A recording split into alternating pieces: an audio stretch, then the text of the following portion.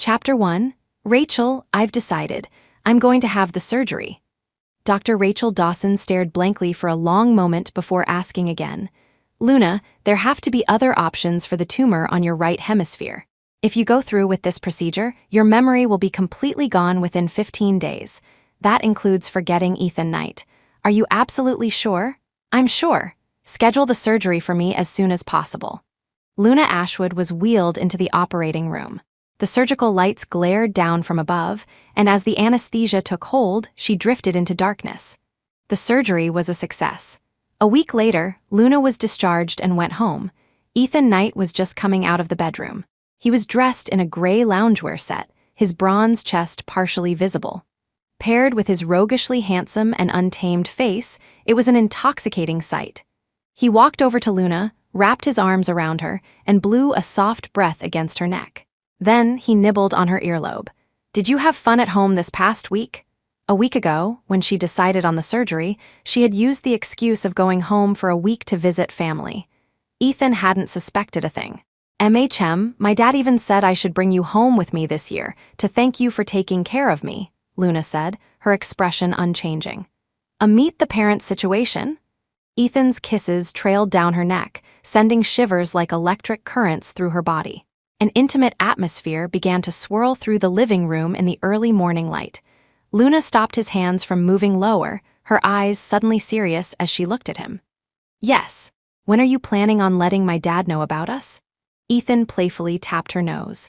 My little Luna, you can't say a word. Your dad and I are sworn brothers. If he found out I was with his precious daughter, he'd kill me. I can't win a fight against your dad. Luna remembered the first time she met Ethan Knight. It was her freshman year of high school. He came home for dinner with her father, who introduced him as the youngest of his sworn brothers and told her to call him Uncle Ethan. A young girl's first crush is a powerful thing. She had fallen for this handsome, laid-back uncle almost at first sight.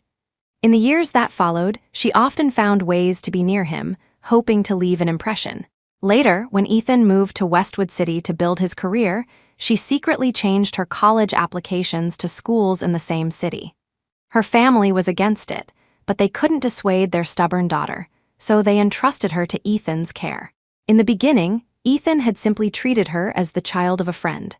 That all changed when he was hospitalized after a rock-climbing accident. She had watched over him tirelessly, staying up all night to comfort him. Then she had mustered her courage and given him a shy, tentative kiss. Uncle Ethan, I'm in love with you. Please, let me be your girlfriend.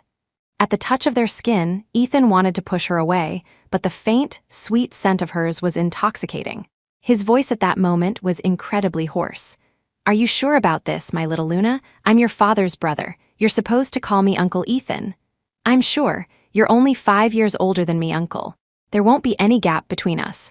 Her face was as red as a ripe apple. That night was filled with bliss. And from then on, she became Ethan's little girlfriend. 5 years had passed since then. The memories flooded back, but Luna quickly pushed them away. Don't worry, as long as you don't say anything, my dad will never know. At her words, Ethan's warm lips found hers again. Just as he was about to deepen the kiss, Luna's body tensed. She placed a hand on his chest, rejecting him. I don't feel well today. The thought of him being with another woman and then trying to be intimate with her made her sick to her stomach. Ethan, however, thought she was just being shy. My little Luna, we've done this so many times and you're still so shy. I'm going to go change. I have something to do today. He ruffled her messy hair and turned back toward the bathroom. Listening to the sound of the shower, Luna's gaze dimmed. Was he really afraid of her father finding out? Or was it because he couldn't let go of his first love and was just using her as a substitute for Isabel Vance? She had learned of Isabel's existence a little over a week ago, when she'd picked up a drunk Ethan. Throughout that night, he had called out the names Izzy and Isabel Vance 21 times. At that moment, Luna's curiosity got the better of her. She opened the password-protected photo album on his phone, the one he hadn't let her see in 6 years. The password hint read, "Who is the woman I love most?" Luna typed in her own name. The answer was incorrect. Then she typed Isabel. The album opened. She spent over an hour looking through all the photos. Every single one was a piece of their past together solo shots of Isabel, and pictures of them as a couple. They had gone to the northernmost village to see the aurora borealis, and to the southernmost cape to make vows by the sea. They had traveled to the easternmost town to feel the first rays of dawn, and to the westernmost city to savor the last light of dusk. Looking at those pictures, Luna's head ached so badly she couldn't sleep a wink. After days of agonizing deliberation, she decided to go through with the surgery. She was done with Ethan Knight. Chapter 2. Just then, the screen of Ethan's phone, which was lying on the living room table, lit up. Luna leaned over to look, and her breath hitched. The message was from Isabel Vance. "Ethan, will your little girlfriend be angry you're sneaking away to pick me up?" So, the something he had to do was pick up his first love, who was returning from abroad. Luna didn't know what to feel. She had decided to give up on him after seeing those photos, but her heart still ached as if pierced by needles. Ethan emerged from the bedroom, dressed. Today, he had shed his usual cold, serious business suit for a gray hoodie set he used to love, giving him a more youthful, sunny look. "My little Luna, be good at home today. Don't wait up for me." Ethan adjusted his collar in the mirror, then glanced back and saw the new message on his phone. He shot Luna a guarded look. "Did my phone just get a message? I didn't notice." "What's up?" Luna replied calmly, then added after a pause. "I don't have anything to do today. Can I come with you, Uncle Ethan?" "Be good. I'll buy you a little gift when I get back." After years together, Ethan knew her temperament inside and out. Whenever she was angry or upset, a small gift was all it took to appease her. Luna remembered the first time she had been angry with him. He had won her over with a single boba tea. She remembered him saying, "Our little Luna is so sensible." Yes, she was sensible, and that's why she wasn't cherished. A storm of emotions raged within Luna, but her face remained serene, her smile as calm as still water. "Okay." Seeing her so gentle, Ethan felt a prickle of unease, but a glance at the time stopped him from thinking too deeply about it. He kissed her forehead and left. After Ethan was gone, Luna got up and started to clear out her things. She had lived here for 5 years and had accumulated a lot of belongings. Now she had to empty it all, to completely erase her presence. Clothes, dolls, decorations, cups, they quickly filled a large box. She also packed up a box of gifts she and Ethan had exchanged over the years for holidays and anniversaries. There were many items, but not a single matching couple set, because Ethan didn't like them. He'd said, "My little Luna, I'm too old for all that cutesy matching stuff young couples do. Give your old uncle a break, okay?" Before seeing those photos, Luna had believed him, but now she knew. It wasn't that Ethan didn't like using them, it was that he would only use them with Isabel. In those photos, they had matching mugs, matching toothbrushes, matching sweaters. It took Luna the entire day to clear everything out. That evening, she called a junk removal service to haul it all away. The cleaned-out apartment felt vast and empty, with so much missing. She sat on the sofa, rubbing her temples where a dull ache was starting in her right hemisphere. She quickly took a pill, and the pain slowly subsided. A month ago, she had been diagnosed with a malignant tumor in her right cerebral hemisphere. Chapter 3. At the time, Dr. Dawson had given her 2 options. 1. Stabilize it with medication, but endure an unbearable, piercing pain every single day. 2. A new, experimental brain surgery recently introduced from abroad. She could return to normal life a week after the procedure, with no risk of recurrence. The side effect was that within 15 days, she would forget everyone and everything. She wanted to live, but she didn't want to forget Ethan, so she had chosen the first option. She took her medicine every day, enduring the torment and agony. It wasn't until she saw the photos in Ethan's album that she went to Rachel and decided to have the surgery. She had to forget Ethan Knight completely. After taking her medication, Luna felt drowsy. She was jolted awake by a notification for a friend request on her messaging app. The clock on the wall pointed to 7:30. Ethan hadn't come home all night. She collected herself and accepted the request. The user's profile picture was a gray-toned photo of a girl's back. Luna quickly realized it was Isabel Vance. Isabel immediately sent a picture of Ethan sleeping soundly. "You must be Luna. I'm Isabel Vance. I'm so sorry. Ethan was so emotional when he saw me last night that he got drunk. I couldn't get his address out of him, so I had to take him back to my place." The photo showed the 2 of them together, wearing matching cartoon character pajamas. A delicate necklace hung around Isabel's neck. Luna had seen that same necklace in Ethan's coat pocket a few days ago. She had thought it was this year's gift for her. How foolish she had been. And please, don't get the wrong idea. Ethan didn't have a change of clothes at my place, so I had to force him to wear these matching pajamas. Force him? Luna let out a bitter laugh. Would Ethan Knight, with his personality, ever be forced into anything? Only if he wanted to. Isabel didn't reply. She tossed her phone aside and went to make a simple breakfast. Ethan returned around noon, and he brought Isabel with him. Luna was at her desk, writing. After graduating from college, she had become a full-time novelist. Her books sold reasonably well. As soon as he walked in, Ethan noticed that some things were missing. Why does it feel like so much stuff is gone from the house? Hearing his voice, Luna finally looked up and saw Isabel standing right beside him. One handsome, one beautiful, they truly were a perfect match.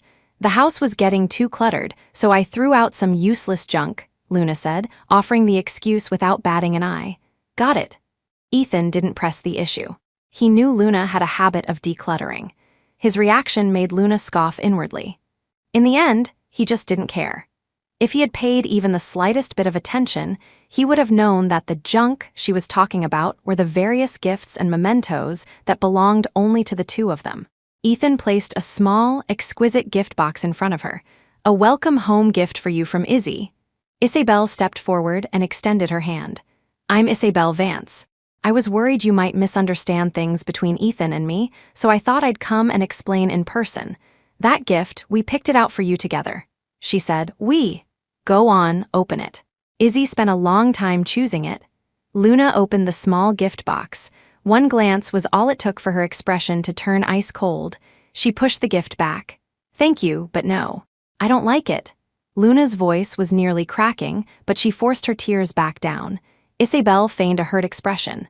Ethan, I'm so sorry. I really thought she'd like this bracelet. It's one of my favorites. Luna, be good and accept it. Izzy chose this gift especially for you. Ethan's tone was commanding, his face darkening. Luna froze for a moment, then finally lost control of her emotions. Especially for me, I've seen this exact bracelet in your photos together countless times. It's identical, maybe even the very same one. What, this is the bracelet Isabel didn't want anymore, so you're giving it to me as a hand-me-down? Chapter 4. Luna unleashed a torrent of words, her emotions spiraling. The post-op pain in her right hemisphere flared up, making her so unsteady she had to grip the corner of the desk for support. Ethan's face grew even darker, and his voice was sharp. Luna, don't be so unreasonable. Izzy went to the trouble of picking a gift for you. So what if it's something she used? It's called making a sacrifice, giving up something she loved for you, unreasonable? He was calling her unreasonable. Luna thought back on the 11 years she had known Ethan. He had never spoken a harsh word to her, not once. He was always gentle. But now, Luna sneered inwardly. She felt more and more certain that her decision to have the surgery was the right one. She had to forget Ethan Knight. Isabel tugged at the corner of his sleeve. Ethan, be gentle. She's just a young girl. Talk to her nicely. Izzy, you're just too kind. Ethan's gaze softened as he looked at her, but when he turned back to Luna, his expression was once again as cold as ice. I didn't tell you because I was afraid you'd get jealous and misunderstand. Do you get it? I was going to give you that necklace, but yesterday when I picked Izzy up, she didn't have a gift with her, so I gave it to her. She didn't even mind that it wasn't specially prepared for her, and here you are, throwing a fit. Hearing this, Luna wanted to argue further, but the waves of pain in her head were becoming unbearable. She felt like she couldn't stand much longer. She just wanted to get it over with. Oh, I see. The pain was too much. She needed to be alone.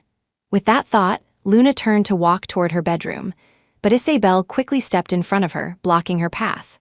Luna, you can't. Luna had only meant to move past her, her hand not even touching Isabel, but the next thing she knew, Isabel was on the floor.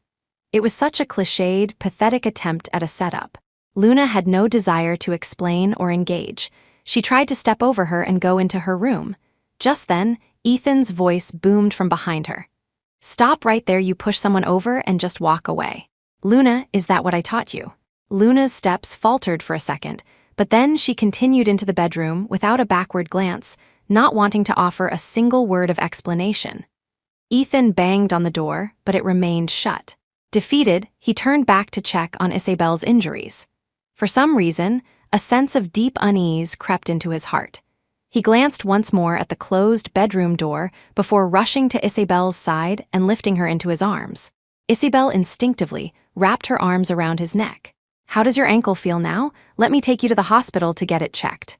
"It's okay, just a little scrape." "Ethan, don't blame Luna. She's still young," Isabel pleaded with false sincerity. She knew how men thought. They loved gentle, understanding, and pitiful women. She had come back this time to win Ethan back. She had initially thought this Luna girl would be a major obstacle, but now it seemed this stubborn and impulsive little girl was no threat at all. As expected, Ethan's expression hardened several more degrees. "Later, Luna is going to apologize to you." "Thank you, Ethan. You're still so good to me. If only I had." "Never mind, let's not talk about it." Ethan's body stiffened as he held her. Chapter 5. In the bedroom, Luna finally broke down and cried. It started with quiet sobs, but after she heard the sound of a car engine pulling away downstairs, she began wailing uncontrollably. Her head throbbed with increasing intensity. One painkiller wasn't enough, so she took another. Just then, a message from Ethan arrived.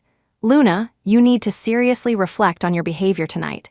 You must apologize to Izzy." A thick fog of tears blurred Luna's vision, making it hard to see. Apologize? Why should she apologize? They were the ones who had humiliated her. Isabel was the one who had framed her. She hadn't even touched Isabel. The more Luna thought about it, the more wronged she felt. The tears wouldn't stop. She couldn't control them. Her gaze fell on the notebook beside her. After a moment's hesitation, she picked up a pen and began to write everything down. She felt so wronged and wanted to record it. She was also afraid that if she forgot what had happened, she might actually end up apologizing to Isabel. Pen in hand, Luna wrote, one stroke at a time, until a wave of blackness washed over her and she collapsed on the floor, losing consciousness completely. She didn't know how long she had been unconscious. When she woke up, it was the evening of the next day. Her phone was filled with messages from Ethan. Not a single one expressed concern, they were all rebukes. "Luna, Izzy is in the hospital because of you. Get over here with a gift and apologize immediately. Luna, you're not an ignorant, selfish girl. Don't make me disappointed in you. Luna, answer me. I'll wait for you until tonight. Don't make me come back and drag you here myself." Luna stared at the messages, her mind a blank, until she opened her notebook and remembered what had happened the day before. She didn't reply. Instead, she recorded the events of today. She was starting to regret the surgery. Yes, she wanted to forget Ethan, but she didn't want to forget the pain he had caused her. She spent the whole day at home, reading and writing. In the afternoon, while scrolling through TikTok, her editor messaged, inviting her to an authors' conference in London, UK. Without a moment's hesitation, Luna accepted. She made another decision. After the conference, she would stay there long-term and start a new life. Luna went out to apply for a UK visa, then went to a department store to buy some necessities for her new life abroad. Back home, she packed everything into a suitcase. Her body was still weak from the surgery, so her movements were exceptionally slow. She had to take frequent breaks, but she finally finished packing and hid the suitcase in her closet. Ethan returned at 9 that night. He walked in with a dark expression, roughly pulling Luna up from the bed, his handsome face as cold as ice. "Why haven't you been answering my messages? Let's go. You're coming to the hospital to apologize right now." She looked at the man before her and suddenly found him to be a stranger. She couldn't remember who he was. The words slipped out. "Who are you?" Ethan was so startled he took a few steps back. "What did you say?" But he quickly recovered, assuming Luna was just playing tricks to avoid apologizing. How could she not know who he was? Luna shook her head, and as she looked at Ethan again, the memories slowly returned. The side effects of the surgery were beginning to show. "I'm not going. I did nothing wrong." Once her mind cleared, Luna stubbornly tried to pull her hand away, but the difference in strength between them was too great. She couldn't break free. "You never used to be like this with me, but after Isabel came back, you changed." Before, he would always stand by her side, no matter what. If she made a mistake, he'd take the blame, never having the heart to scold her. But now, everything had changed. Ethan's expression faltered. He knew he had changed, that he shouldn't be treating Luna this way. But when it came to Isabel, he couldn't control himself. He didn't want Izzy to suffer even the slightest bit more. In the hours he'd spent at the hospital, he had listened to Izzy's stories of her years abroad. They had been so hard. Besides, this time, Luna was completely and utterly in the wrong. You did something wrong, so you have to apologize. You're the one who pushed her. I didn't. Did you see it with your own eyes? Ethan replayed the scene in his mind. I saw you touch Izzy, and then she fell. I think even your own father would tell you to apologize in this situation. Come with me. In the end, he dragged her into the car and drove her to Isabel's hospital room. Inside the room, Isabel was lying in bed, playing on her phone. When she saw Luna, a triumphant smirk flickered across her lips. Apologize. Luna turned her head away, biting her lip, her expression stubborn and defiant. She said nothing. Just then, Isabel spoke up. It's all right, Ethan. It's not a big deal. Don't scare Luna. Why don't you step out for a minute? We'll just talk alone. Ethan gave her a worried glance before leaving the room. The moment he was gone, Isabel's fragile expression vanished, replaced by a sharp, acerbic sneer. Give it up, Luna Ashwood. Even though Ethan and I haven't seen each other in years, his heart and mind are still completely filled with me. Chapter 6. Out of Isabel's line of sight, Luna secretly hit the record button on her phone. You're really in love with my Uncle Ethan?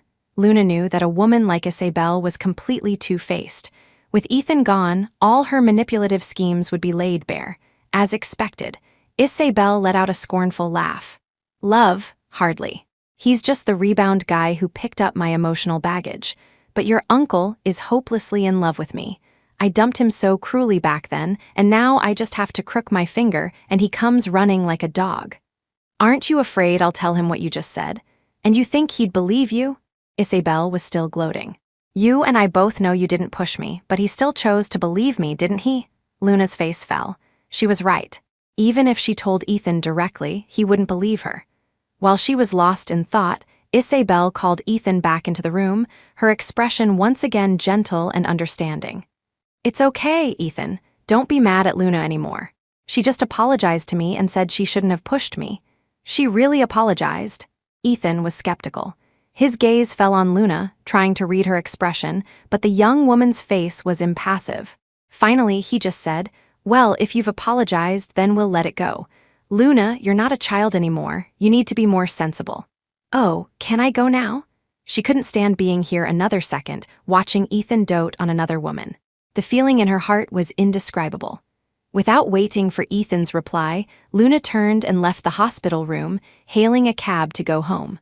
On the way, her editor called to confirm the final departure time for her trip.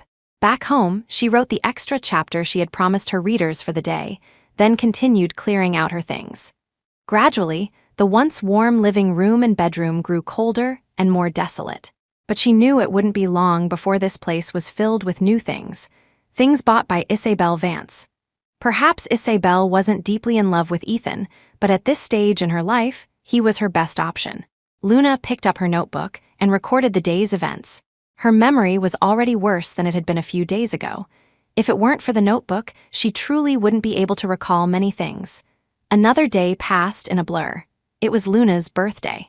She woke up early and put on some light makeup. She went out and bought herself a cake and a bouquet of flowers. A stream of messages began to pour in. Happy birthday, my darling daughter. How are things in Westwood City? It's getting cold, so make sure to dress warmly. Luna, how's your body recovering after the surgery? Rest well, it's crazy busy at the hospital, but let's meet up soon. Daughter, your old man misses you. Come home early for the new year, okay? Also, you've been graduated for a year now. When are you going to bring a boyfriend home? There were messages from family and friends, but not a single one from Ethan.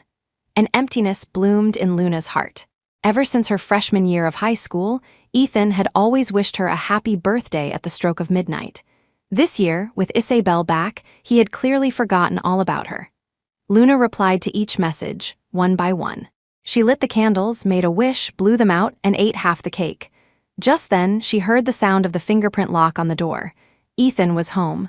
Chapter 7. He was carrying a cake box, which he placed on the table. This year's cake, I got it for you.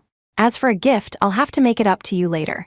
I didn't have time. I've been busy with Izzy's situation at the hospital. Thank you. Luna's reply was flat, her face devoid of any emotion. She wasn't sure if it was because she was starting to forget, but she didn't feel as angry anymore. This, however, made Ethan feel that something was off. He said, "Luna, the incident where you pushed Izzy is in the past. Don't hold a grudge. Izzy is actually very good to you." Luna looked at him, an urge to laugh bubbling up inside her. "She's good to me." She really hadn't seen any evidence of that. "Of course. She sacrificed her favorite bracelet for you, and she was the one who reminded me to buy you a cake today. And she's being discharged today. Her friends were going to throw her a party to celebrate, but she insisted I bring you along to celebrate your birthday too. Luna, you and Izzy could be good friends." Friends. Luna seriously wanted to crack open Ethan's head and see what was inside. "I see. Whatever. Tonight was the night she was leaving for London. Soon, she would lose her memory completely. Isabel could be friends with whomever she wanted. It wouldn't be her. This would be their last meal together." On the way there, she stared out the window, not saying a word. They arrived quickly.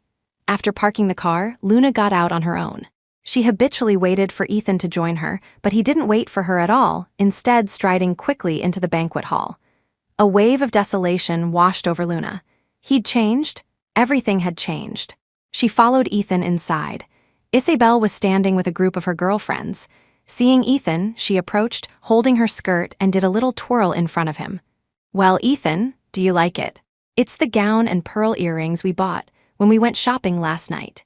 Your taste is as good as ever. It's beautiful." Ethan's praise was simple and sincere. Isabel looked stunning in the elegant couture gown.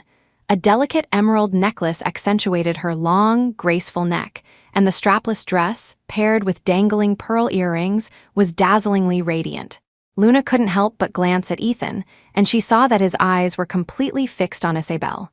So, Ethan did respect a woman's freedom to dress as she pleased. He did like flashy jewelry. He would even buy it himself. She had wanted to wear dresses too, to dress up beautifully and be on his arm to make him proud. But every time, Ethan would say, "You're my girlfriend. You dress for me to see, understand?" So, her style had always been dictated by his preferences.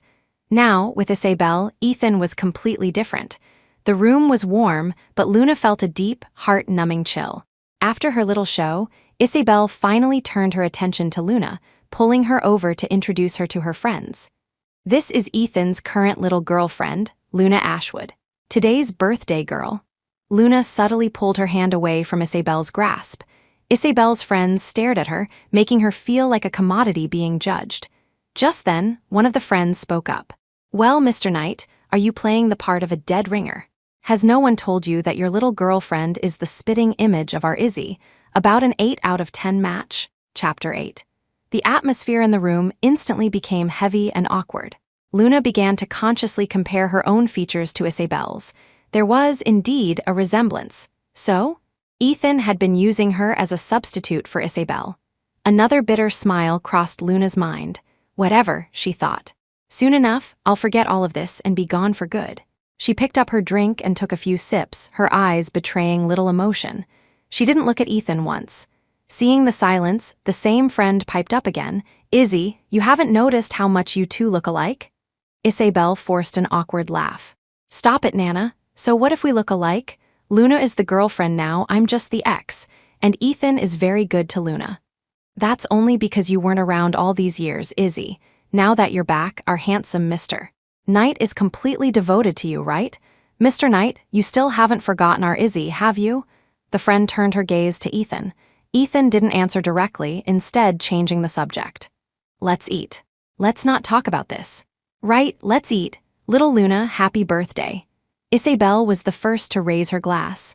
Luna raised her own glass in a perfunctory toast. She had no appetite and barely touched her food. Partway through the meal, Isabel excused herself to go to the restroom. With only the others left in the private room, the same friend, Nana Brooks, couldn't hold back any longer. Without Isabel present, her tone became even more aggressive.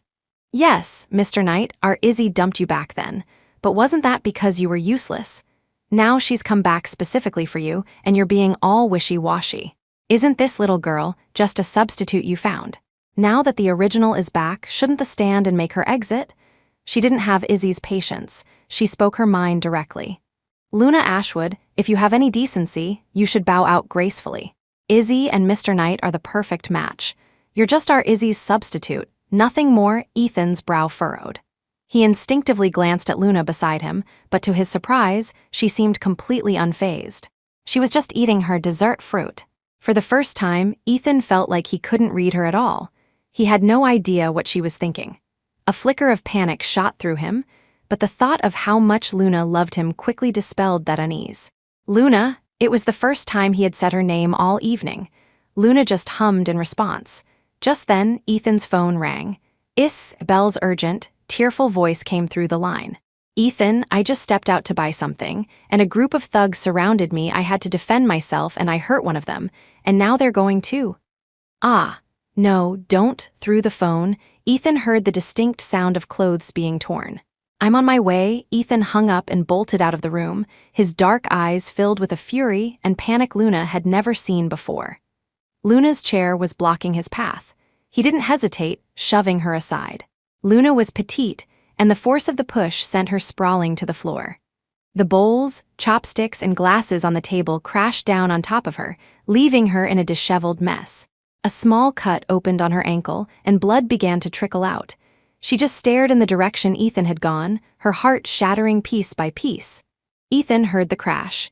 He glanced back and saw Luna on the floor. He hesitated for 2 seconds, then ultimately charged out the door. Izzy, don't be afraid, I'm coming. Chapter 9. Ethan disappeared around the corner and out of Luna's sight. Luna gritted her teeth against the pain and pulled herself up, walking outside. A crowd had already gathered. Isabel's hair was a mess, and there were red marks on her face and neck. She was sobbing, tears streaming down her face. Ethan, save me? Ethan stood opposite her, radiating a dangerous aura. He addressed the men holding her. Let her go. At that moment, Ethan was surrounded by several men, all holding wooden bats. The gang leader sneered, let her go? Bullshit, my buddy just wanted to buy this chick a drink, and she smashed a bottle over his head. We just sent him to the hospital. Just name your price. A drink, right? I'll drink with you. My girlfriend doesn't drink. The word girlfriend registered in Isabel's ears. She blinked, then a triumphant smile spread across her face. Naturally, the word also reached Luna's ears. Of course. In his heart, his girlfriend had always been Isabel. Her heart plunged into an abyss. The leader laughed coldly. You think my brothers want a guy to drink with them? I'll give you 2 choices. Name them. The veins on Ethan's forehead bulged. He didn't dare make a move, terrified the men would hurt Isabel. The leader's eyes darted around before he spoke. First, your girl drinks around with all my brothers. If she can't handle alcohol, juice is fine. The point is, she drinks with us. Second, my brother's head got smashed by your girl. I won't ask for 10 times the pain, just 3. There are beer bottles over there. You smash them over your own head, and remember, they have to break and you have to bleed. Everyone waited for Ethan's choice. Luna watched him too. In her heart, she already knew the answer, but she wanted to see it for herself. Ethan, pick the first one. I can drink juice. Ethan managed a grim smile. How could I possibly choose number 1? He glanced at the leader, then walked over to a nearby table without a moment's hesitation. He picked up a beer bottle and prepared to bring it down on the back of his own head. Crash, crash, crash, Ethan smashed 3 beer bottles over his own head. Blood spurted from the wound, a gruesome sight. His face went deathly pale as he collapsed. You've got guts, the leader gave Ethan a thumbs up. To do that for a woman, damn. Isabel was released. Crying, she ran to Ethan's side, collapsing into his arms. Ethan, why are you so foolish? I'm sorry, I'm so sorry. I should have never left you.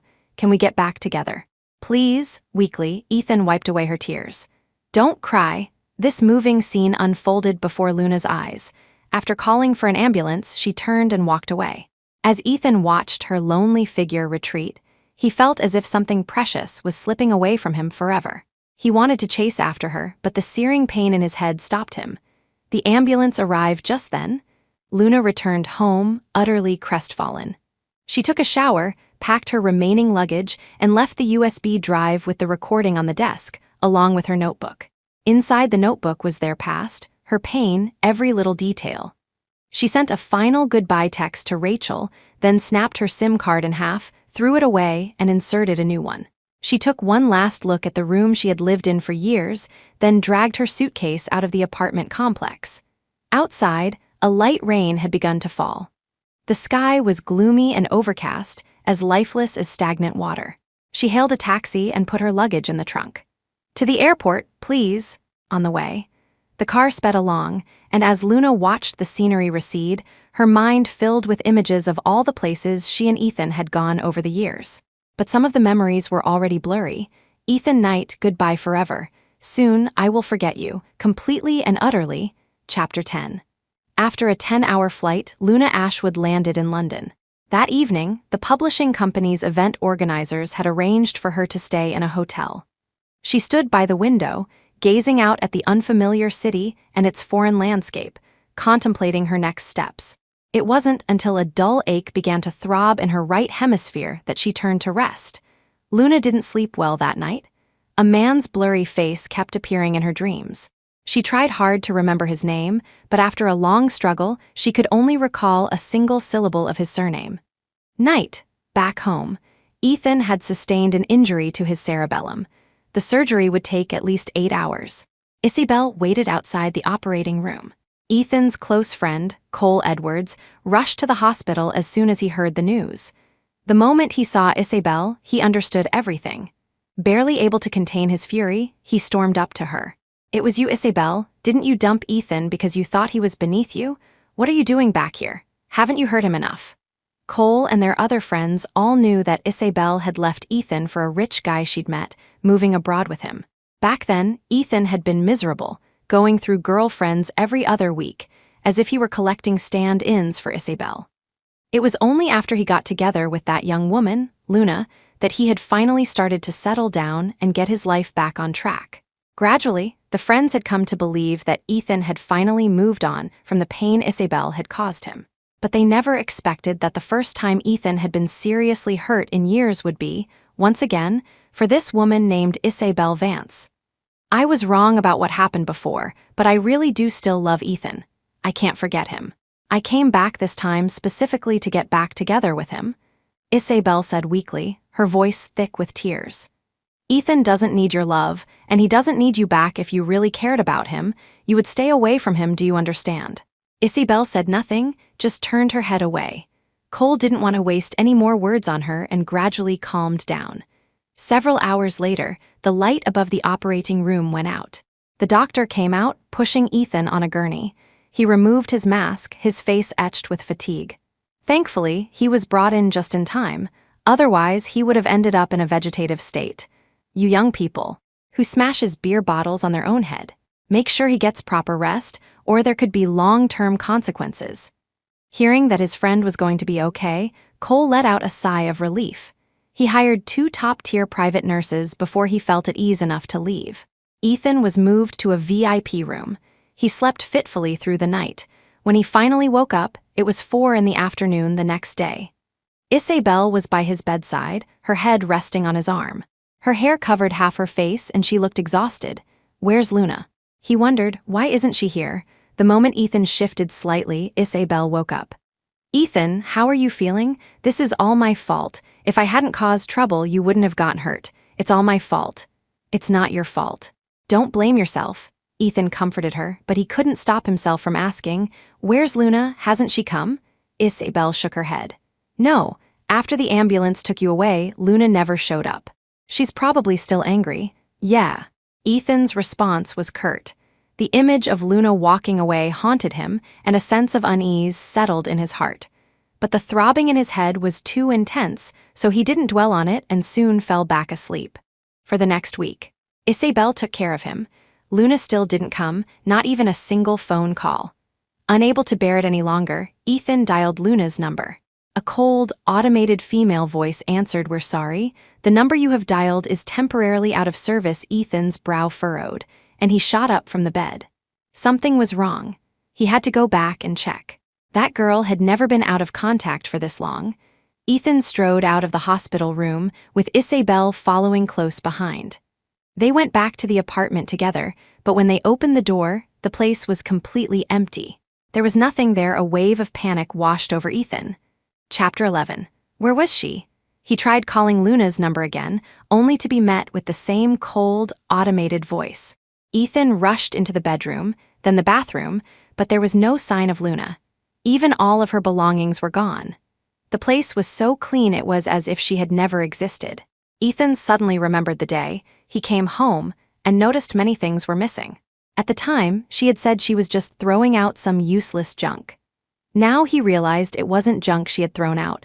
It was their entire past. A crushing sense of guilt and powerlessness washed over him. Seeing all this, Isabel couldn't suppress a feeling of satisfaction. Luna was finally gone. It wouldn't be long before she moved in here herself. She wasn't deeply in love with Ethan, but right now, she had nothing and was drowning in debt. Ethan was her best option. She walked over to Ethan and wrapped her arms around him. "Ethan, Luna must have been planning to leave ever since I came back." Isabel patted his back, continuing to console him. "Ethan, it's been so many years, but I still love you and you still love me. Let's get back together, okay? As for Luna, she's not a child anymore. She'll have her own life. We don't need to worry about her." Her words instantly ignited the suppressed fury in Ethan's heart. He shoved Isabel away. "I've watched Luna grow up since she was a kid. She's my sworn big brother's daughter. How could I possibly not care about her?" If David found out Luna had gone missing in Westwood City, he'd come here and kill him. All of his sworn brothers knew about his relationship with Luna, except for her father. Isabel never expected Ethan to push her. She stumbled back a few steps and fell to the floor. Seeing this, Ethan felt a pang of guilt and helped her up. "You should go home for now. I need to be alone for a while." "But your injury," Isabel said, a hint of concern in her voice. "I'll be fine, don't worry." Isabel left. She understood men like Ethan, being too clingy would only backfire. As for Luna, she had left so cleanly and decisively, it was unlikely she would ever come back. That little girl was no match for her. Just then, Isabel's phone rang. The name, The Cage, flashed on the screen. Her face turned pale with fear. But she didn't dare ignore the call. "What do you want now? Didn't I tell you not to call me?"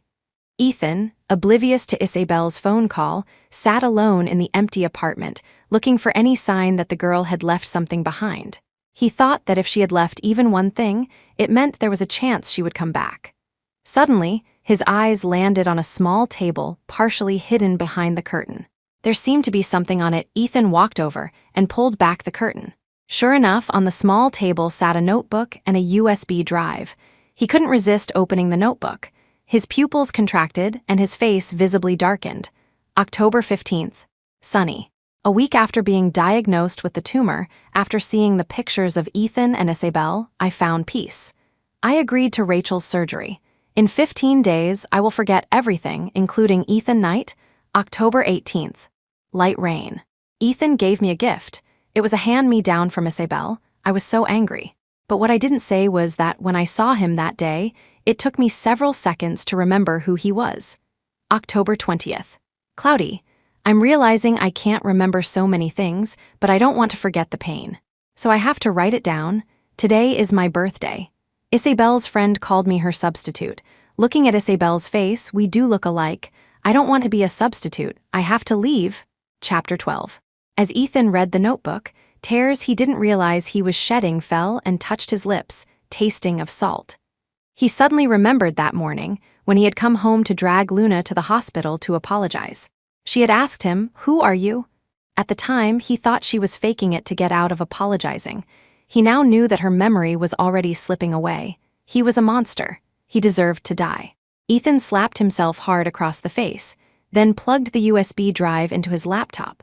Soon, Isabel's voice filled the room. It was nothing like her usual gentle tone. Instead, it was sharp and aggressive. "You're really in love with my Uncle Ethan?" "Love? Hardly. He's just the rebound guy who picked up my emotional baggage. But your uncle is hopelessly in love with me. I dumped him so cruelly back then, and now I just have to crook my finger, and he comes running like a dog. You and I both know you didn't push me, but he still chose to believe me, didn't he?" After listening to the entire recording, Ethan slammed the laptop shut, his handsome face dark as ink. He never imagined Isabel could be that kind of woman. Time, he realized, really could change so much. For the next 2 days, Ethan did nothing but search frantically for any trace of Luna's whereabouts. That night, he received a call from Luna's father, David Ashwood. "Ethan, have you been able to reach Luna? I haven't been able to get a hold of the girl for almost a week, so I had to call you." "Big brother, don't worry. I'm looking for her right now. Rest assured, Luna is safe with me. The kid's just throwing a little tantrum. It's nothing." After much thought, Ethan decided not to tell David the full truth about Luna's disappearance. "Well, I appreciate it, Ethan. Luna has been a lot of trouble for you over the years. We'll have to get together for a good drink when the new year comes." "Sounds good, no problem." The two brothers hung up. Ethan lay on the sofa, racking his brain for any other place Luna might have gone. Suddenly, he remembered the publishing website she wrote for. He found their number on the author benefits page and dialed it. This was his last hope. The call connected. "You have an author named Luna, right? Has she been in contact with you recently?" "Luna. I know her. She was on the invitation list for our authors' conference in London." After thanking them, Ethan hung up and immediately booked a flight to London for that night. He threw a few things into a bag and headed straight for the airport. "Luna, wait for me. I'm coming." Chapter 13. London, UK. The authors' conference concluded successfully. While the other authors returned home with the group, Luna stayed behind, ready to start her new life. She rented a few small cottages and opened a charming bed and breakfast, the courtyards filled with a stunning array of flowers and plants. She also adopted a small black poodle, naming him Domino. Her days were filled with a pleasant rhythm, attending to guests during busy times, writing new chapters for her novel when it was quiet, and even starting a lifestyle blog and social media channel. Life was peaceful and content. By now, Luna had forgotten almost everything about her past. Sometimes, fragments of memories would flash through her mind, and she would think of that man whose name started with Knight. But she didn't dwell on it, simply living her life in the present. Ethan Knight arrived in London the next morning. He went to the hotel, addressed the publisher had given him, and started showing Luna's photo to people in the area. He had no other choice. London was a massive city. Finding one person was like looking for a needle in a haystack.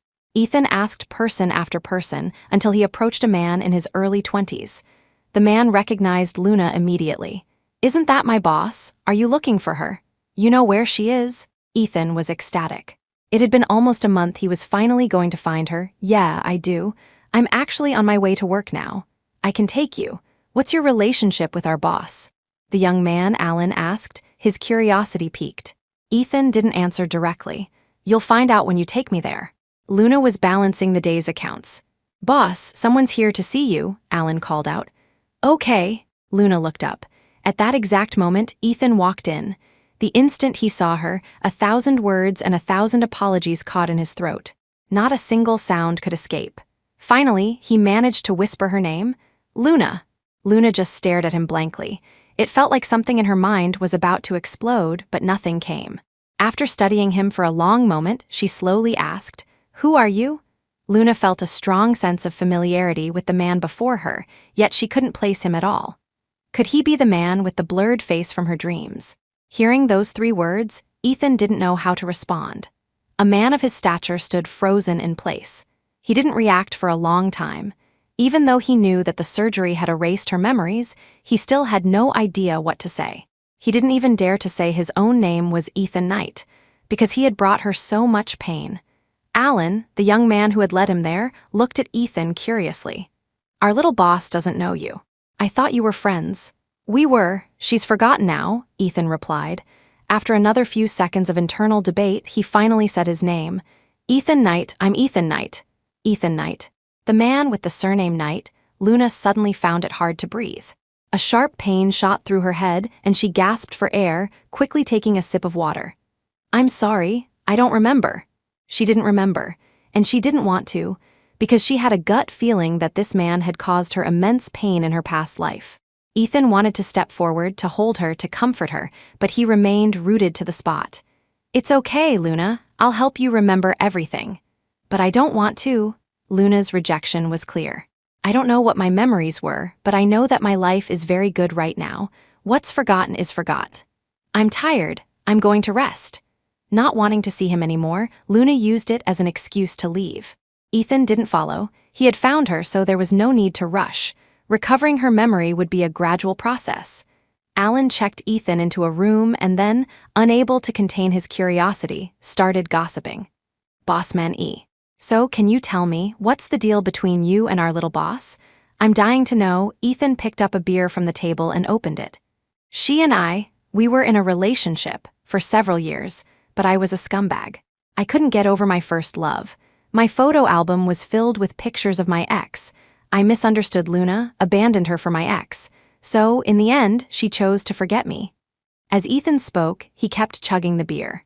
His mind was flooded with all the terrible things he had done. Details he couldn't recall before now came back with painful clarity, amplified by the alcohol. Alan sighed, then patted Ethan's shoulder with conviction. You're right. What am I right about? Ethan was confused. He found this young foreign guy a bit strange. Alan shrugged. You're not getting it. I'm saying you're right.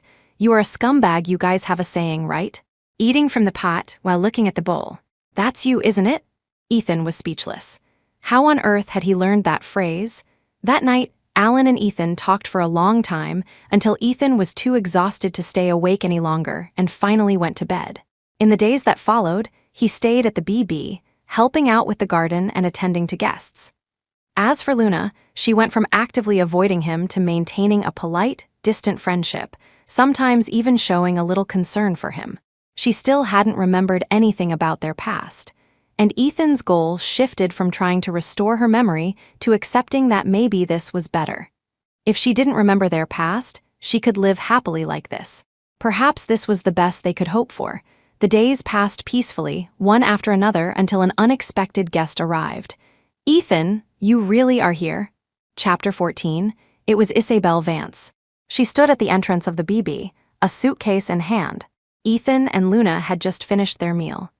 Luna looked at Isabel with a blank expression, feeling only a faint sense of dislike that she couldn't explain. She must have been an enemy of mine before I lost my memory, she thought. Seeing the two of them together, Isabel felt a sharp pang of jealousy. Why? Why was Ethan willing to travel thousands of miles to find Luna, but when she had left all those years ago, he hadn't chased after her? Ethan, I've been looking for you for so long. And Luna, I found you too. Are you okay? Ethan and I were so worried about you. Isabel put on her usual phony act. She hadn't wanted to fly 10 hours to get here. But that man kept demanding money from her, threatening to harm her child if she didn't pay. Isabel had always kept the fact that she had a child out of wedlock a secret. She didn't love the man, but the child was hers, so she was constantly being blackmailed. This time, he was demanding she come up with $200,000. She had no choice but to find Ethan. But every time she called him, he hung up, and eventually, her calls wouldn't go through at all. She went to his friends, but got no information. She went to his company, but still no news. She was like a headless fly, completely lost. It wasn't until she saw a video of Luna's BB on social media, with a glimpse of Ethan's back in the background, that she finally found them. And sure enough, Ethan was really here. Luna looked at her, her feelings a simple mix of annoyance and dislike. Her tone was blunt. What do you want? The sight of you annoys me. Luna, how can you talk to me like that? Isabel was taken aback by Luna's directness. For a moment, she didn't know how to react. When Luna had been meek and rarely talked back, it was easy to feign innocence. But now that Luna was confronting her head-on, she was at a loss. Luna said, "This is how I talk to you. I may not remember who you are, but I know I don't like you. You're not welcome here. Get out." Isabel was speechless. Helpless, she turned her gaze to Ethan. Ethan, what is this? Did Luna lose her memory? Ethan pulled Isabel outside. Isabel tried to hug him, but he pushed her away. Ethan, what's wrong with you now? We had already agreed to get back together. How could you change your mind so soon after finding Luna? Ethan, did you ever really love me? Isabel demanded, her voice full of hurt. Her question made Ethan think of the audio recording. He let out a short laugh and threw the same question back at her. And did you, Isabel Vance, ever really love me? It was a simple, straightforward question. But to Isabel, it sounded like an accusation. She tensed up, trembling slightly, but she quickly suppressed her anxiety and answered, "Love, of course I did. Ethan, I know I did wrong in the past, but all those years abroad, all I could think about was you. I broke up with that other man a long time ago. The reason I didn't come back for so many years was because I was scared.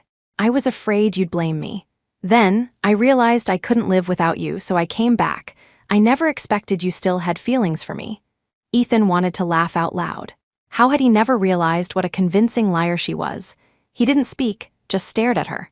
Aren't I just a dog you can summon and dismiss at will? All you have to do is crook your finger and I'll come crawling back to your side. Ethan, what are you talking about? Isabel's face paled in shock. Chapter 15.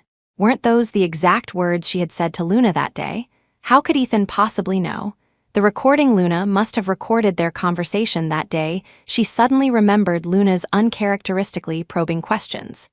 Ethan smirked. Aren't those your own words? Why are you denying them now? Isabel's eyes darted around. Her goal was not yet achieved. She absolutely could not afford to make a mistake now. Otherwise, her child's life would be in danger. Isabel apologized, her voice turning soft and pleading. I'm sorry, Ethan. I was just talking nonsense that day. I only said it to make Luna angry. Then let me ask you another question. That day at the apartment, did Luna really push you? Since they were already on this topic, he was going to get everything out in the open. This time, Isabel admitted it directly. No, I fell on purpose. Luna was trying to get past me, but she never even touched me. I just took the opportunity to fall and twist my ankle. Ethan, I'm sorry. I just felt so insecure. I wanted to see who was more important in your heart, me or Luna. Even though I never showed it, the thought of you and Luna living together for so many years made me incredibly jealous. I'm sorry, Ethan. Can you forgive me? Isabel tried to move in for a hug, but Ethan took a step back. I'm sorry, Izzy, but I've done a lot of thinking these past few days. I asked myself who I truly love, you or Luna, and now I have my answer. It's Luna. Years ago, when Isabel left, he had been heartbroken, drowning his sorrows in alcohol. The presence of other women had been a temporary distraction from the thought of her. But this time, when Luna disappeared, Ethan found that his mind was completely consumed by her. He couldn't focus on anything, his only desire was to see her again. And so, he understood. The one he loved was Luna. Isabel was silent, calculating her next move. She had to get Ethan to forgive her now, otherwise her child. But before she could speak, Ethan continued, You should go back, live your own life, and don't ever bother Luna again. Ethan turned and walked away, back to helping Luna with her work. Luna still treated him with a polite, distant warmth. She still didn't know the full story of their past, but she knew their connection ran deep. Sometimes, in the quiet of the night, Luna would try to recall her past, but the memories wouldn't come. If she forced it, a sharp, throbbing pain would erupt in her right hemisphere. Watching their peaceful, harmonious scene, Isabel felt a fresh wave of bitterness. She was about to go and confront Luna when her phone rang again. It was the cage. Isabel didn't want to answer, but she had to. She glanced around to make sure no one was listening, then answered the call, her voice impatient. What now? I'm already doing what you said. Can you please stop calling? I ask you to get a few million, and it's this hard. I'm in deep with some new debts, and these guys are saying they're gonna kill me. The man's angry tirade came through the phone, followed by the sound of a child crying. Isabel's heart leaped into her throat. Don't you dare touch the child, she's your child too, she said frantically. Mommy! The child's pitiful cry echoed through the phone. Chapter 16. The man on the other end just laughed. I'll give you 3 days, $5 million. Wire it to me, or I'm selling this little brat. Even though the kid was his, he had never felt any affection for children. They were just leverage to use against women. Besides, plenty of women were willing to have his kids. Isabel was nothing special. Isabel was frantic, terrified the man would do something terrible to her child. Her voice was choked with sobs as she spoke. Are you insane? $5 million in 3 days? How am I supposed to get that? Ethan won't even talk to me anymore. He's completely obsessed with Luna. What am I supposed to do? Before, getting $5 million from Ethan would have been easy, but things were different now. How could she possibly come up with $5 million in 3 days? It was impossible. The man started giving her ideas. Babe, do I have to teach you how to do this? Strip down and climb into his bed. Take a few photos and ask for $5 million. You think that won't work? A man like Ethan Knight, to protect his reputation, would pay anything. Not just $5 million, he'd give you even more. No, what do you take me for? Aren't you that kind of woman? That's how you ended up in my bed in the first place, isn't it? The man retorted. Look, I'm not going to argue with you. 3 days, $5 million, or else watch out for your kid's life. Isabel wanted to say more, but he had already hung up. Hearing the dial tone, Isabel felt like she was going to lose her mind. A child is always a mother's greatest weakness, her unbreakable bond. After sitting alone for a while, Isabel went to find Luna. I need to talk to you. She had thought it through. If she really did sleep with Ethan, knowing his personality, she wouldn't get anything out of it. That was her last resort. For now, her only option was to work on Luna. Luna had never liked Isabel. Seeing her approach, her expression remained flat. If you have something to say it quickly and then leave. I dislike you on a visceral level. Isabel was speechless. Luna's blunt honesty left her momentarily unsure of how to react. Her temper was certainly much worse than before. After a moment, Isabel took out her phone, which was filled with photos of her and Ethan. Luna, the truth is, Ethan is my boyfriend. Look, these are all photos of us together. Luna looked at the pictures, and something in her mind threatened to break through, but she couldn't grasp it. She clutched her head. Take them away, I don't want to see them, Isabel pressed on. Luna, I know you've lost your memory, but my boyfriend has been with you for a long time now. Can you please give him back to me? Look at these. This is our past. We were so in love. Take them away, Luna felt like her head was going to split open. The pain was so intense she wanted to bang her head against the wall, but Isabel wouldn't let up. Luna, please give me my boyfriend back. I'll find a better doctor to treat your condition. Just look at these photos. See how happy we were together? But now, he won't even come near me. Luna didn't want to look at the photos, but Isabel kept shoving them in her face. Flashes of images sparked in her mind, but they were just fragments she couldn't piece together. Unable to bear it any longer, she slammed her head against the wall. And that was the exact moment Ethan returned with some supplies. Luna, he shouted, rushing toward her. Chapter 17. Ethan tried to hold Luna, but in that moment, she was like a cornered animal on the verge of frenzy. She was desperately trying to hit her head against the wall. Let go of me, let me go, Luna struggled wildly, the pain in her head consuming her. Ethan held her down. It was the first time he realized how strong she could be. He couldn't restrain her. Luna broke free and lunged for the wall again, finally collapsing into unconsciousness.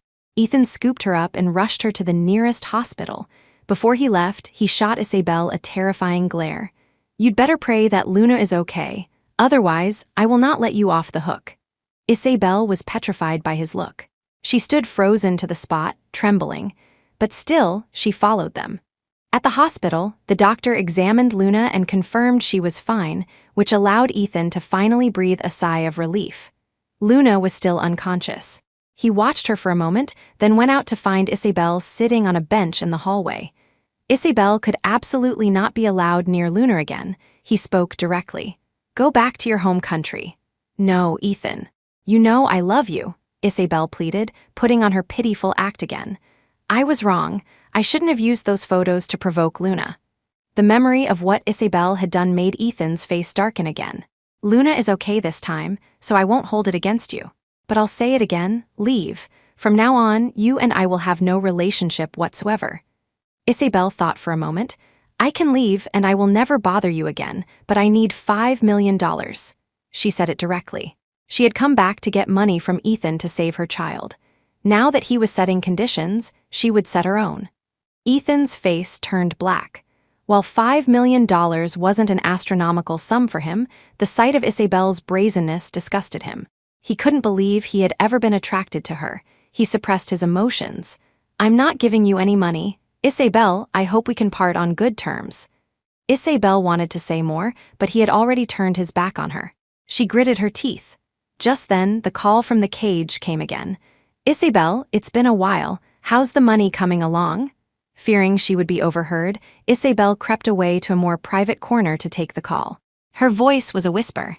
$5 million doesn't just appear out of thin air, I'm working on it. I'm warning you, don't you dare hurt the child. Then you'd better hurry up. Starting the day after tomorrow, if you don't send the money, I'll put a new cut on this little brat's face for every day you're late. Panic seized her heart. You wouldn't dare, you know my temper. Is there anything I wouldn't dare to do? It was true. Isabel knew his temper. He was ruthless and would stop at nothing to get what he wanted. She had considered going to the police before, but she hadn't. because before the police could arrive, she and her child might already be dead at his hands. She had seen a lot in her life, but her child was still so young, having seen so little of the world. So she had no choice but to endure. "Okay, I'll do my best." Back in the hospital room, Ethan was oblivious to what was happening outside. He just sat by Luna's bed. With Luna unconscious, this was the only time he dared to hold her hand. He was about to speak when, to his surprise, a tear escaped his eye. Chapter 18. Ethan wiped away the tear and gave a self-deprecating smile. He remembered a time, long ago, when he had boasted to his friends, "I, Ethan Knight, will never shed a tear for a woman." But now, it seemed he had cried for Luna several times. "Luna, it's been a while since I could just look at you like this. Those photos really got to you, didn't they?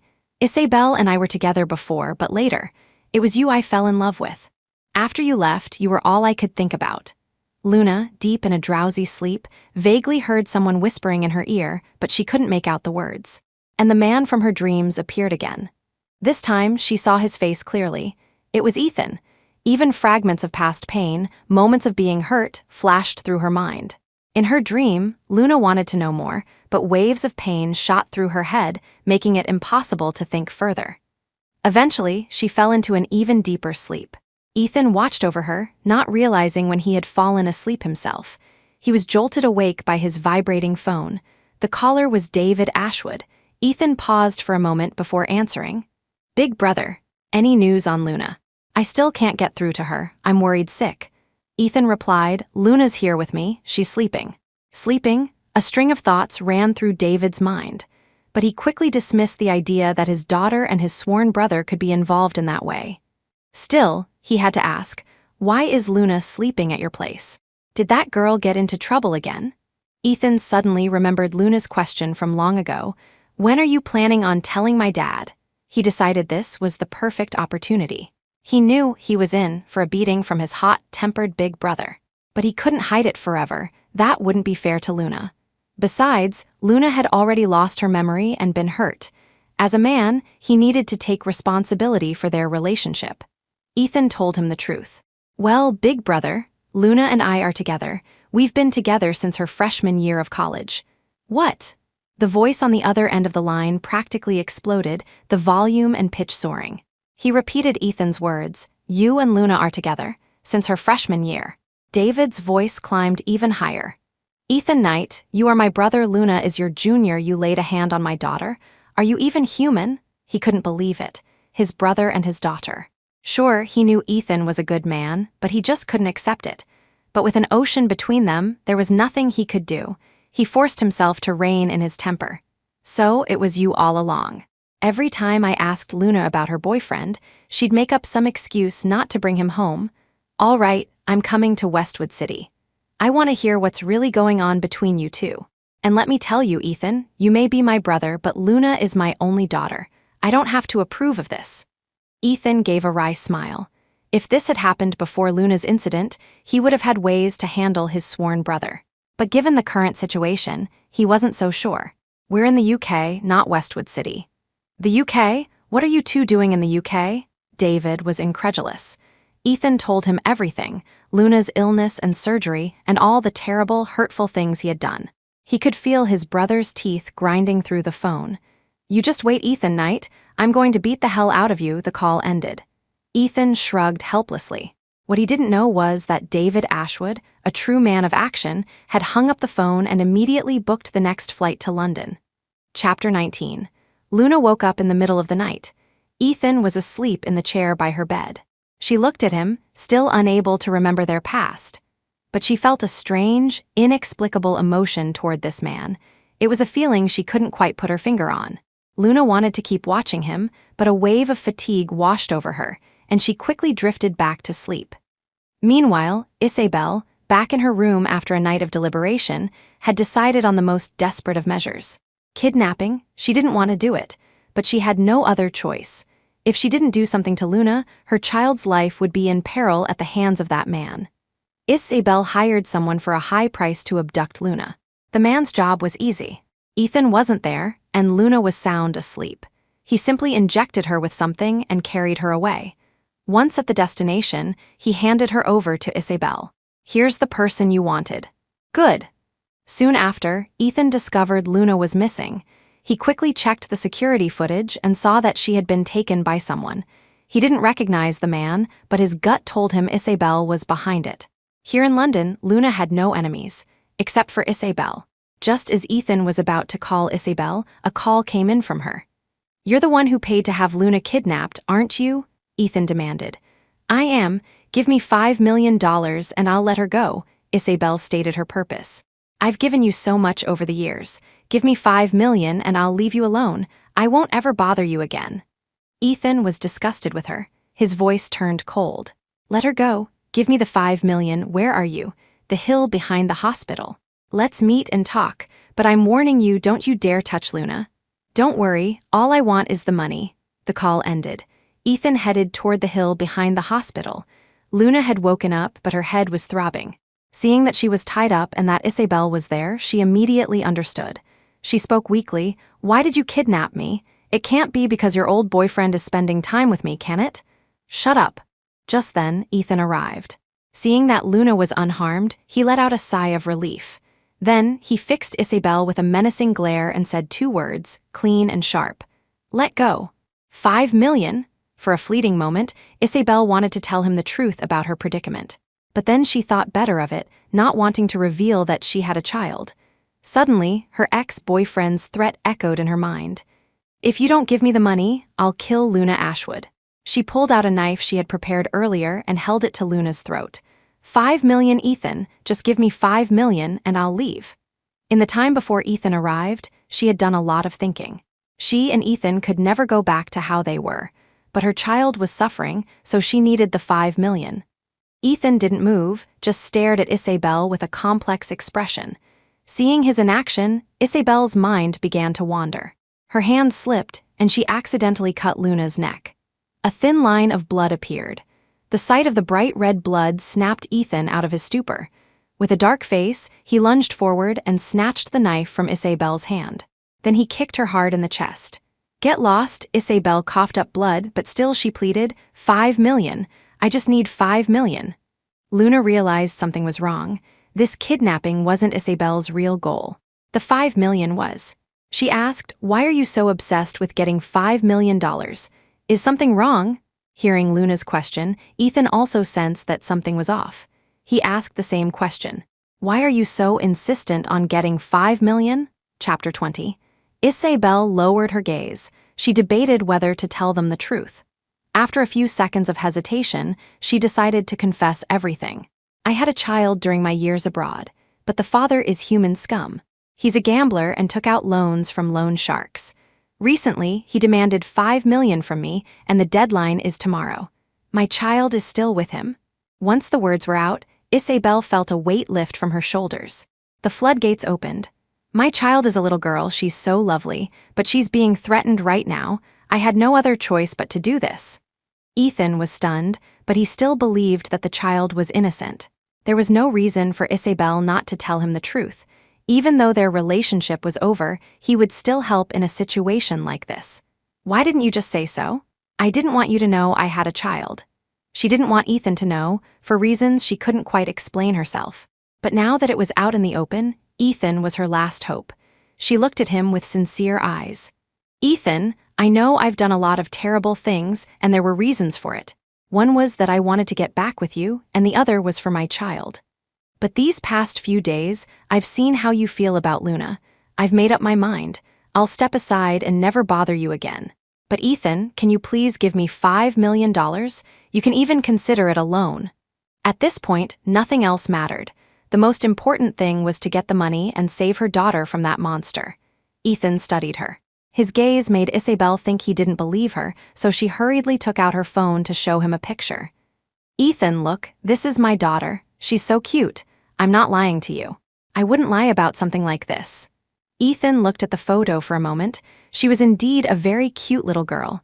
He thought, it would be nice if I could have such a cute little girl with Luna one day. Hess. What was he even thinking? Ethan scoffed at himself. The distance between him and Luna was vast now. How could they possibly have a child? Thinking about all the things he had done, Ethan wanted to slap himself again. If only he had known then what he knew now. Of course, he quickly composed himself. He looked at Isabel. 5 million. I'll give it to you, go save your child. But after this, we will have no contact. Don't ever come and disturb my life again. As he spoke, Ethan's expression was exceptionally cold.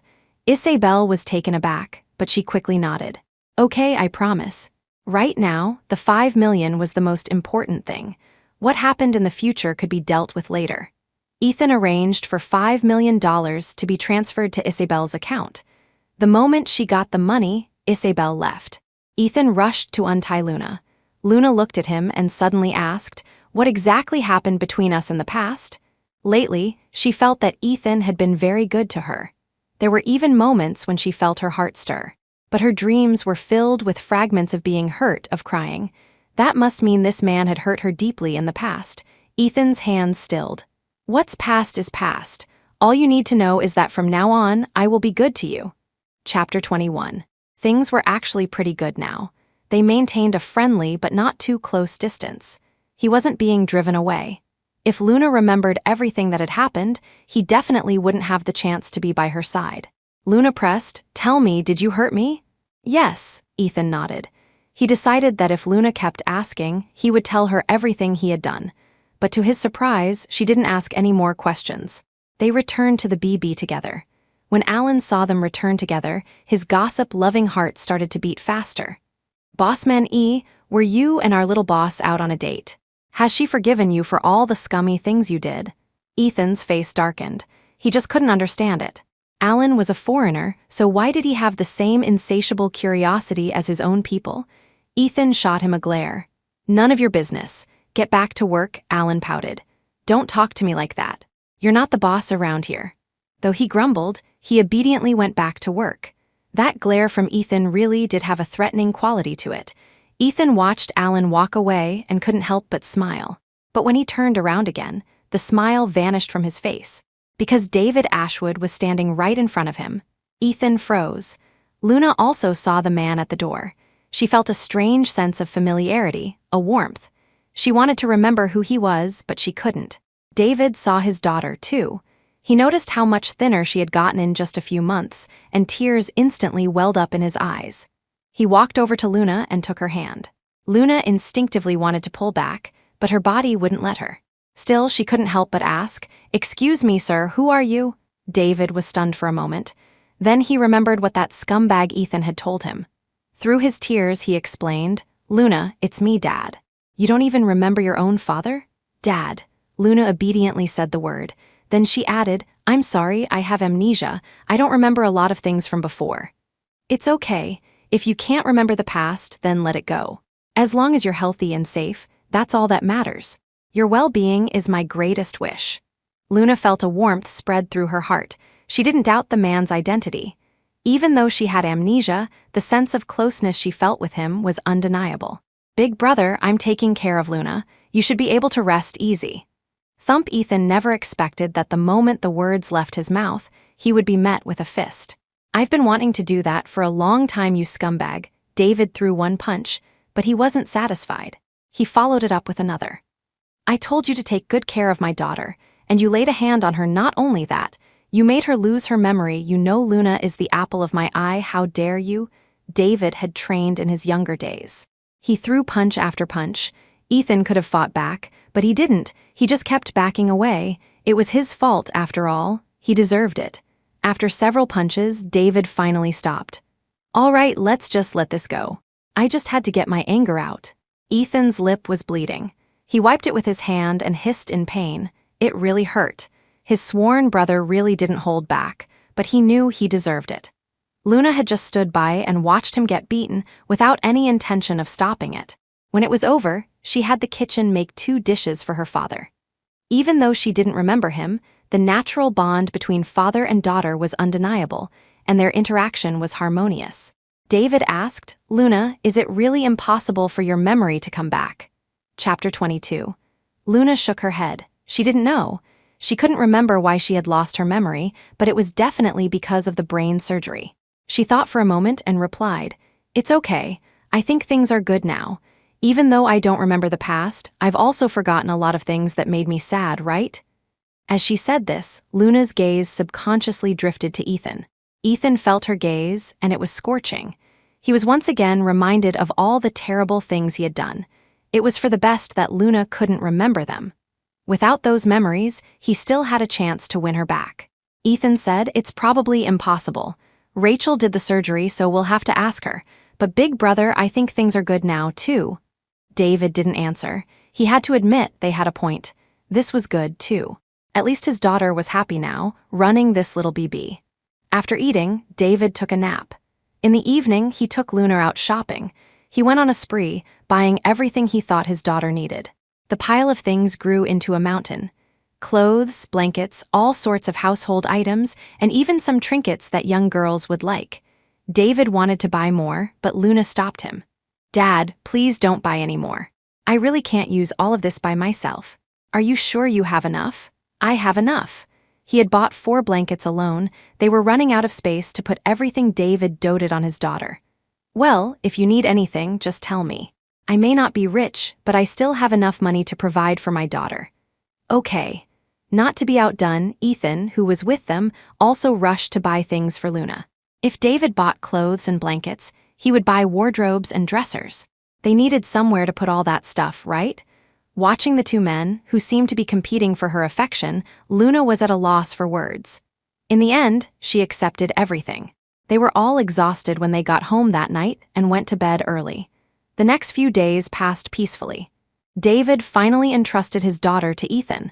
Before returning to his country, he pulled Ethan aside, his expression serious. "I'm not going to dwell on what happened between you and Luna. I've already beaten you for the hurt you caused her, so we're even. From now on, you are not to bully Luna. She is my only daughter. Big Brother, don't worry. No matter what happens in the future, I will protect Luna with my life. I will never hurt her again." Ethan's promise was solemn, his dark eyes filled with sincerity.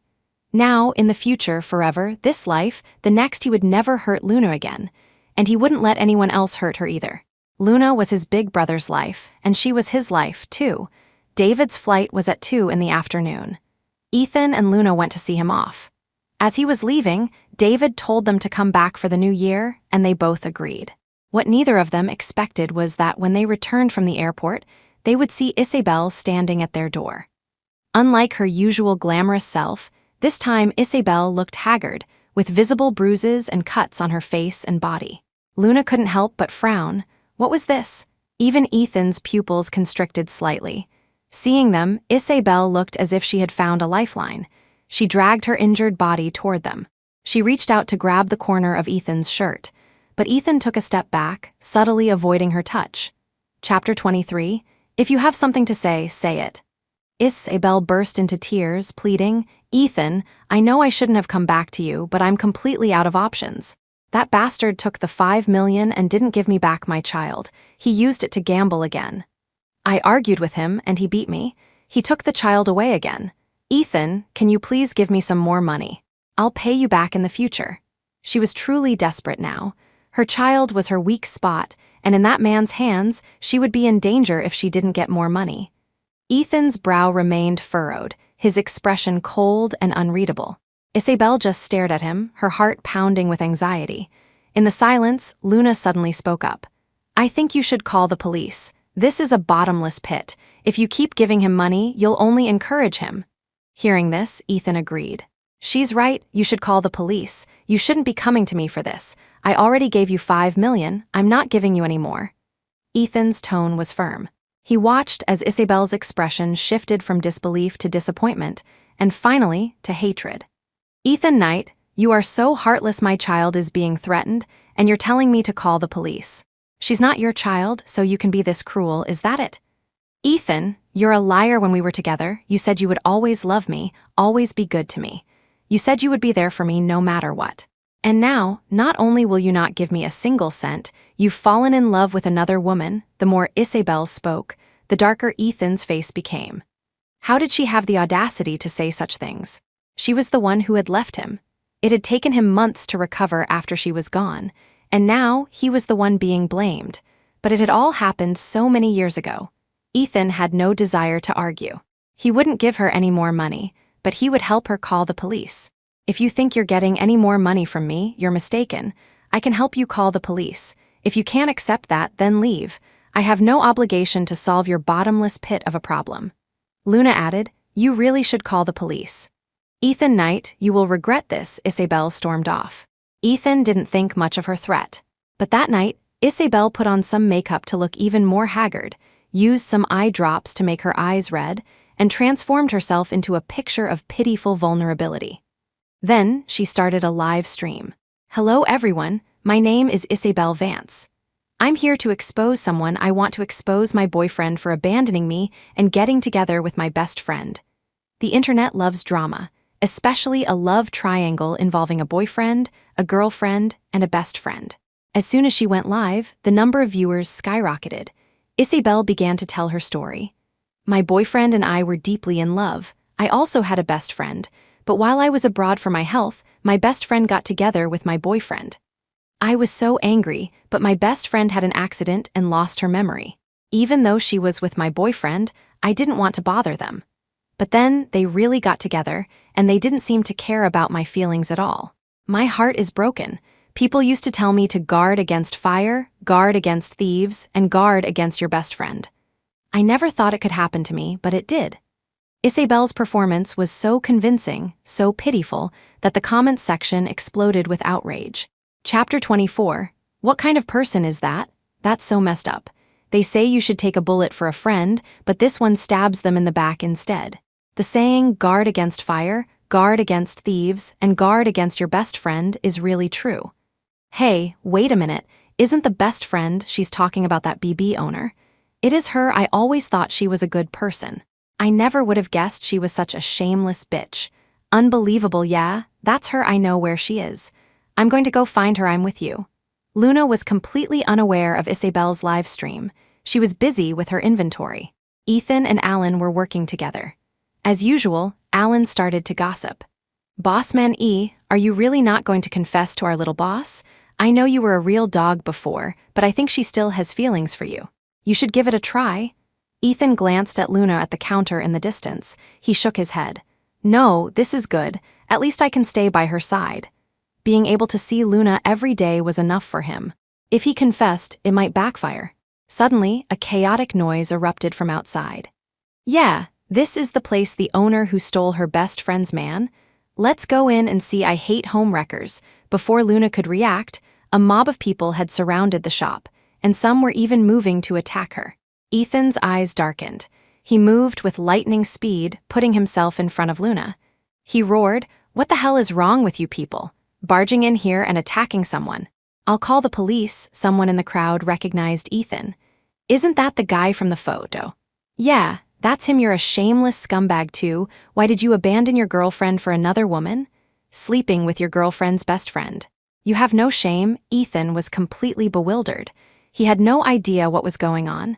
It was Alan who figured it out. He quickly went online. Isabel's stream had gone viral. His feed was flooded with videos of her. Other users had even clipped and re-uploaded her stream to get more views. The story was everywhere. Alan brought his phone over. "Little boss, Bossman E, look at this." Ethan quickly skimmed through the video, and his face instantly turned grim. He gritted his teeth and spat out Isabel's name. Then, Ethan laid out everything Isabel had done, logically and with evidence for everyone to see. He also posted it online. From her leaving him for money years ago, to her two-faced behavior upon her return, to the $5 million incident. Ethan posted everything. And Luna also provided evidence that she and Isabel had never even been friends. Within 10 minutes, their post went viral, and public opinion began to shift. The people who had been cursing Luna now flooded Isabel's comments section with insults. "Oh my God, I've lived a long time, but I have never seen someone twist the truth like this. She's the one who left for money. And now that her life has gone to shit, she wants her ex to clean up her mess. She should be grateful he gave her $5 million. The child isn't even his. She married a bad man, which just means she has bad judgment and bad luck. But instead of taking responsibility, she comes here and lies to everyone." The netizens were merciless. They held nothing back. And Isabel went from basking in the glory of her victimhood to being the most hated person on the internet. The online attacks were relentless, and they began to affect her real life. One day, she was recognized on the street and beaten up. Chapter 25. Hey, aren't you that woman who framed her friend and played the victim? I'm not. Isabel tried to run, but she was dragged back and beaten, unable to fight back. They only let her go when they were afraid of killing her and going to jail. But by then, Isabel was covered in bruises. Every movement sent a jolt of pain through her body. Late at night, she lay alone on the cold ground, crying helplessly. Why? Why had things turned out like this? She could have had a good life, but now she had nothing. No family, no friends, no lover. Isabel's quiet sobs gradually grew into loud wails, echoing in the empty night. As she cried, her phone rang. It was the cage. She didn't want to answer, but she had to. Isabel composed herself and answered. Hello. Wah, Mommy. The sound of her child's crying came through the phone, her voice calling for her mother over and over. Isabel's heart felt like it was being squeezed by a giant hand. She ignored her own pain and tried to soothe her. Baby, Mommy's here. Don't cry, Mommy's here. Shut up, you little brat, stop crying. Then came the man's angry, furious voice, followed by the sound of punches and kicks. Isabel felt her heart shatter. She was helpless on the other end of the line. All she could do was scream, Stop it, don't you dare touch the child. Fine. Then where's the money? When are you going to get it for me? You know, you're pretty funny. You really thought 5 million would be enough, that you could just give me 5 million and take the kid and leave? The man's mocking words made Isabel laugh at her own foolishness. He was right. How could she have been so stupid? To think that 5 million would be enough. He was a bottomless pit. If it weren't for the child, she would have done as Ethan said and gone to the police. But her child was in his hands. As a mother, she could never risk her child's life. But she had no money now. She had tried everything, but she couldn't get any money. What could she do? Tears began to fall from Isabel's eyes again, and she started to cry, her sobs turning into wails. She screamed into the phone, What do you want from me? When will you let me and my child go? Why did you have to start gambling and get into debt with loan sharks? We were so happy when we first met, weren't we? Back then, she had thought she was truly happy. But then, everything changed. The man was silent for a moment, but then his voice turned menacing again. Don't talk to me about the past. This is who I am now. When are you getting me the money? I'll give you 2 options. 1. If Ethan won't give you money, find another man. Be a mistress, a sugar baby, whatever. 2. Kidnap Luna Ashwood. And be ruthless this time, you understand? That last attempt was pathetic. That was even. Isabel hesitated, but the man just said, I want to see the money, and hung up. That night, Isabel sat alone for a long time. She had never smoked before, but she went and bought a pack of cigarettes. She ended up sleeping on the street. The next morning, she was woken up by an old woman, a sanitation worker. The old woman had a kind face. Seeing Isabel sleeping there, she couldn't help but shake her head. She walked over and gently woke her. Young lady, wake up. You're dressed so nicely. Why are you sleeping here? Chapter 26. Isabel woke up. She didn't say anything, just started to leave. But the old woman seemed to see something in her eyes. You have something on your mind, young lady. A broken heart? It's okay. In this life, there's no obstacle you can't overcome. Do you want to talk about it? I'm just an old woman. I can't do much to help, but I can be a good listener. Isabel looked at the old woman, a strange feeling welling up inside her. She couldn't remember the last time someone had been concerned about her, had spoken to her so gently. It felt like a lifetime ago. Isabel stared at her for a long moment, and then, without reservation, she told her everything. I know I was wrong, I was terribly wrong, but I've reached a point where I have no other choice. My child is with that man. I can't make a single move without risking her life. The old woman said, Child, at this point, your only option is to call the police. But, my child, you have to trust the police. They will protect your child. They will protect the lives and property of the people. But if you don't call the police, you will be trapped in this endless cage forever. You'll never be free. Isabel didn't speak, just listened to the old woman. And you should apologize to your friends. You can even ask for their help again. With their help, your chances of saving your child will be much higher. Isabel's heart was beginning to soften, but she had done so many terrible things. Would Ethan forgive her? And Luna? She was worried, but the old woman's next words convinced her. Sincerity is met with sincerity. If you truly apologize, they will help you. Or I can go with you. Isabel shook her head. After a few seconds, she made her decision. No, I'll go by myself. After talking for a while longer, Isabel left the old woman. She cleaned herself up and went straight to Luna's BB. It was still early. There weren't many people at the BB yet. Luna and the others had just finished breakfast. They were not happy to see Isabel suddenly appear. Isabel noticed, of course, but she knew why she was there and ignored their expressions. She walked over and apologized. I'm sorry. Everything I did before was wrong. I shouldn't have done it. Ethan and Luna were silent. It was Alan who started with the sarcastic remarks. You know you were wrong, really. For some reason, I just don't believe you. It's true. Isabel's eyes were serious. I thought about it all last night. You were right. That man is a bottomless pit. I can't keep feeding his addiction, so I've decided to call the police. But I can't do it alone. I need your help. As she spoke, she actually knelt down. This move shocked Alan. His eyes widened. He could handle Isabel when she was being argumentative, but now she was kneeling, her face full of sincerity. Alan had no idea what to do. Helpless, he looked at Luna, letting his little boss take the lead. To be honest, Luna hadn't expected Isabel to do this either, and she was stunned. Even Ethan was silent, seemingly trying to figure out what Isabel was up to. Chapter 27. Isabel saw the doubtful looks on their faces and wasn't surprised. After all, her past actions had been despicable. Her gaze became even more earnest. I know I was wrong in the past, but this time I am sincere. I need to get my daughter out of that place. Please, help me. Yes, you have every right not to trust a woman who has done unforgivable things, but you should trust a mother who loves her daughter dearly. My daughter is suffering so much. Her last sentence convinced Luna. She didn't trust Isabel, but she trusted a mother's love. She knew she had a lot of history with Isabel, but the conflicts between adults should never involve a child. After a few seconds of thought, Luna agreed. All right. That day, the BB closed. They went to the police together. The local police coordinated with their counterparts in the other jurisdiction to arrest the man and rescue the child. They also managed to bust a criminal ring and arrest several other people. Isabel and the others went to pick up the child. The little girl was covered in bruises. When she saw her mother, she burst into tears. The man was now a bearded mess. He never expected Isabel to go to the police. He glared at her. I can't believe you actually dared to call the police. To think I'd be taken down by you. Isabel's gaze was steady. You got what you deserved. The man went to prison, awaiting the judgment of the law. After leaving the police station, Isabel, holding her child, approached Luna again. I'm sorry for everything. I won't bother you again.